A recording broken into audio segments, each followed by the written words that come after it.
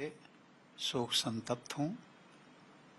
मैं अपनी संवेदना व्यक्त करता हूँ, ईश्वर से प्रार्थना करता हूँ कि वो उनके अपने चरणों में रतन टाटा जी को स्थान दें।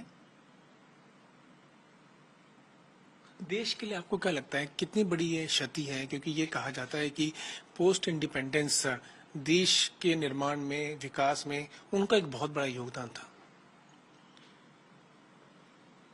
राष्ट्र निर्माण में सचमुच में देखा जाए, वो एक दूरदृष्टि उद्योगपति थे। उद्योगपति तो देश में बहुत है, मैं किसी से उनकी तुलना नहीं करना चाहता, लेकिन उनमें राष्ट्र हित प्रथम था। उन्होंने जो भी उद्योग लगाए वो राष्ट्र को ध्यान में रखते हुए कि हमारा राष्ट्र भारत एक विकासशील देशों की अग्रिम पंक्ति में खड़ा रहे, ये उनकी प्राथमिकता रही।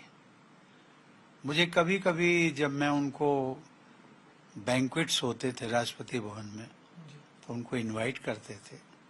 अब कुछ क्षणों के लिए परिचय के साथ में चर्चा, उसे मैंने हमेशा उनको पाया कि उनके लिए उद्योग लगाना एक प्राथमिकता नहीं थी, बल्कि उद्योग देश हित को ध्यान में रख करके लगाना वो उनकी प्राथमिकता थी।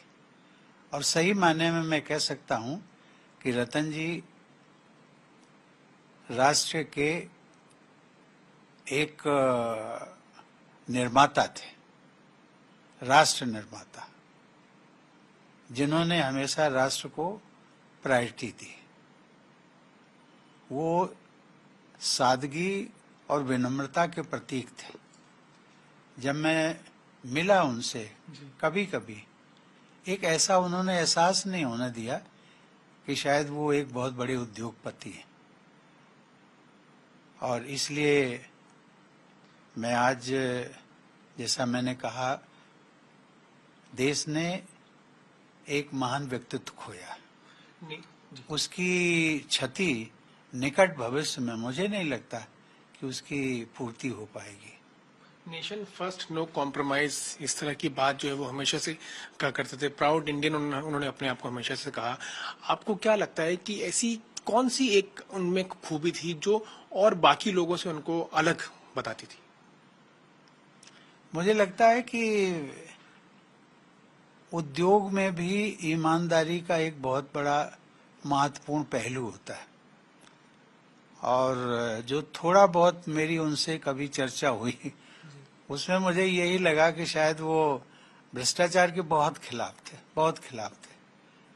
और मैं उसमें ज्यादा विस्तार में नहीं जाना चाहता हूं, लेकिन उनका एक मत था कि उद्योग में जो एक उद्योग के निर्माण में या उद्योग, उनको पीड़ा होती थी सही मायने में, जब उद्योगपतियों के बारे में कुछ बात होती थी कि उनकी निष्ठा पर, उनकी राष्ट्रभक्ति पर, और इस प्रकार का कि उनको शायद मनी इज देयर प्रॉपर्टी, तो शायद उनको पिंच करता था।